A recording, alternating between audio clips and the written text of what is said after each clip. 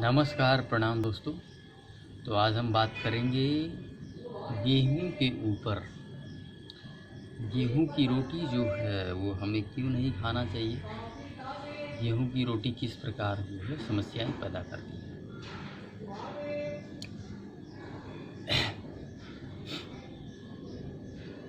देखिए, अगर मैं खुद की स्वयं की अगर बात करूं तो मैं गेहूं की रोटी अगर नहीं छोड़ता तो मैं आज भी तकलीफ़ों में होता, तकलीफ़ें झेल रहा होता। और मैं मिलेट्स का तो मैं मतलब भगवान का शुक्रिया अदा करता हूँ कि कम से कम मिलेट्स हमारे पास है, क्योंकि अगर मिलेट्स नहीं होते तो मैं खाता क्या। तो हमारे पास वही ऑप्शन था, गेहूँ या चावल खाएं। तो इसलिए मैं भगवान का शुक्रिया अदा करता हूँ कि मिलेट्स है हमारे पास कम से कम, ताकि हम गेहूँ और चावल छोड़िए कम से कम मिलेट्स खा सकें।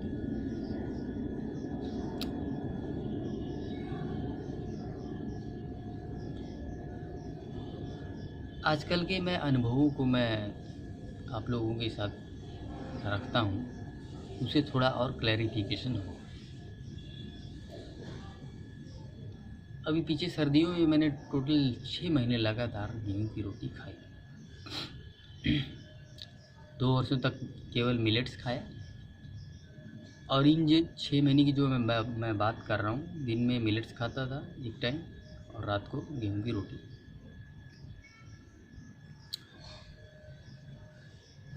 तो जो गेहूं की रोटी, गेहूं का आटा जो हम बराबर लाते थे वहाँ तक तो ठीक रहा।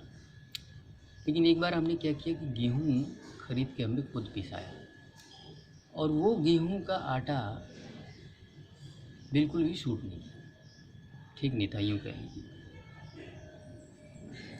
फिर हमने अगेन उसको बंद कर दिया। मैंने तो खैर मिलेट्स खाना शुरू कर दिया, और जो घर में हैं सभी लोग, उन लोगों ने अगेन दूसरा आटा खाना शुरू कर दिया, और वो ठीक था। अगेन अभी उसी गेहूं के आटे को हमने पिसाया।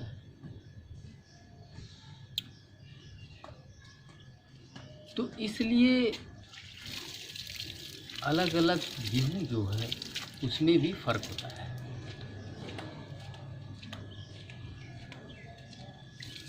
अब मान लीजिए आपको दिक्कत हो रही है इससे, तो आप इसको कैसे फाइंड आउट करेंगे कि आपका गेहूं का आटा ठीक है या ठीक नहीं है। इसलिए इसे पूरी तरह से, यदि आप डाइजेशन से जुड़ी समस्याओं में हैं तो उस गेहूं के आटे को कम्प्लीटली जो है आप बंद कर दीजिए, और उसकी जगह पे मिलेट्स का सेवन कीजिए।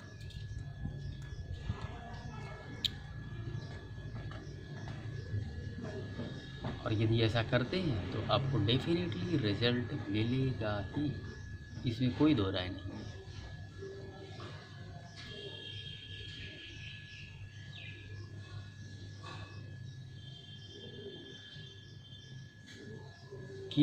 गेहूं में फ़र्क होता है, मैं अनुभव से बता रहा हूँ। मैं घर पे जाता हूँ, गांव में जाता हूँ, तो मेरे घर का जो गांव का गेहूं है बहुत ही बढ़िया है।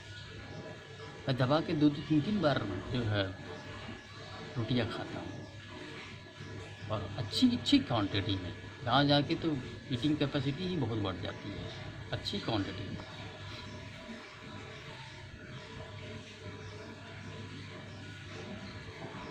गेहूं की अन्य जो समस्याएं हैं उनके विषय में भी बात कर लेते हैं। देखो, गेहूं में ना ग्लूटेन होता है।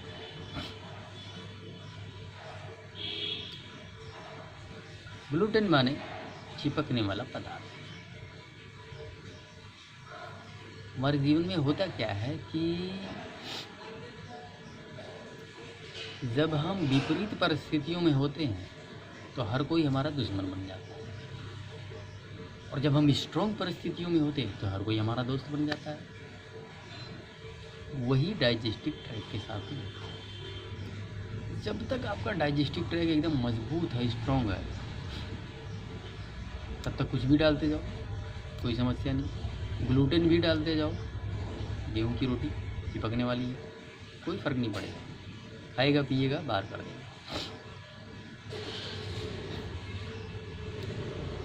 लेकिन जैसे ही ये कॉन्स्टिपेटेड होता है, इसमें कब्जियत होती है,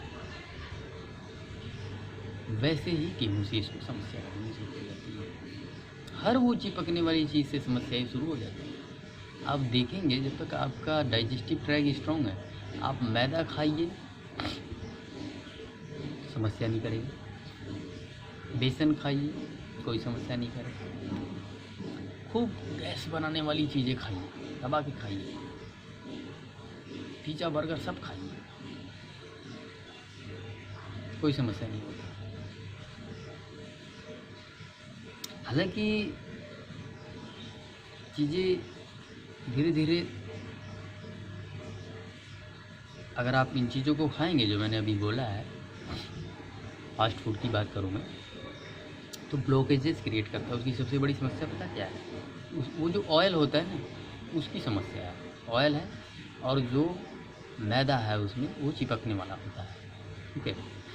लेकिन मैं चलिए मान लेता हूँ आपका पेट अच्छे से साफ़ हो जाता है और जो मैदे वाली चीज़ खा रहे हैं वो भी निकल जाता है। हालांकि होता नहीं है ऐसा, कहीं ना कहीं कुछ ना कुछ अंश तो रह ही जाता है और वो धीरे धीरे ना डिपॉजिट होता है। इसलिए जब आप खाते हैं तो आपको तुरंत पता नहीं चलता है, लेकिन बीमारी आगे चल गई होती है। हालांकि इमीडिएटली तो समस्या नहीं होगा क्योंकि आपका डाइजेशन स्ट्रॉन्ग है, तो इसलिए खाएगा पिएगा निकाल देगा, थोड़ा बहुत अंश ज़रूर चिपकेगा। मैदे का काम ही है चिपकना। तो इस तरह से जब हम विपरीत परिस्थितियों में थे, कमज़ोर होते हैं, तो हर कोई चीज़, यानी कि जब आपका डाइजेशन स्ट्रॉन्ग नहीं होता है, वीक होता है, तो हर कोई चीज़ ही आपको परेशान करने लगता है। आप कुछ भी खाएंगे साला पचेगा ही। गेहूँ की रोटी के साथ भी यही होता है, वो समस्याएं उत्पन्न करना शुरू कर देता है। लेकिन एक अनाज है जो आपका डाइजेशन एकदम घटिया से घटिया, एकदम बेकार हो, कुछ भी ना पचा पा रहा हो, तो भी आप डालिए और वो पचेगा, और वो है मिलेट्स। बड़े आसानी से पचते हैं और ये नॉन एसिडिक भी होते हैं, मतलब एसिड नहीं बनाते। आप विपरीत परिस्थितियों में हैं, आपका डाइजेशन वीक है, तो गेहूँ एक तो बाहर निकलेगा नहीं आपके शरीर से, ऊपर से एसिड भी बनाएगा। मैंने बोला ना कि जब आप ताकतवर हैं तो सब आपका साथ देंगे, और जब आप वीक हैं तो सब आपको शरीर में समस्याएं उत्पन्न करेंगी। लेकिन कुछ ऐसे हमारे पक्के दोस्त भी हैं जो विपरीत परिस्थितियों में भी हमारा हमेशा साथ देते हैं, और वो है फल, सलाद और मिलेट्स। ये हैं फॉरएवर, ये हमेशा हमारा साथ देते हैं। हम चाहे कमज़ोर हो ताकतवर हो, हमेशा हमारा साथ देते। बाकी की चीज़ें वही फॉर्मूला अपना लीजिए। यदि हम ताकतवर हैं तो हमारा साथ देंगे, कमज़ोर है तो फिर हमें और कमज़ोर करेंगे। ये छुपे हुए दुश्मन हैं। कुछ लोग ऐसे होते हैं, मुंह पे तो बड़े अच्छे होते हैं लेकिन पीछे से बहुत बुरे होते हैं। ये ऐसे ही हैं। लेकिन फल, सलाद और मिलेट ये सामने जैसे हैं वैसे ही पीछे भी हमारा साथ देने वाले हैं, हमें बीमारियों से निकाल के लाने वाले। तो इसलिए आप डाइजेशन से जुड़ी समस्याओं में हैं तो गेहूं की रोटी बंद कर दीजिए, क्योंकि आपको नहीं पता है और गेहूं सही है या खराब।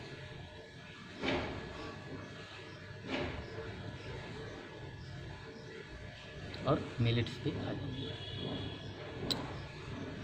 तो चलिए दोस्तों, आज हमने बात किया गेहूँ के ऊपर।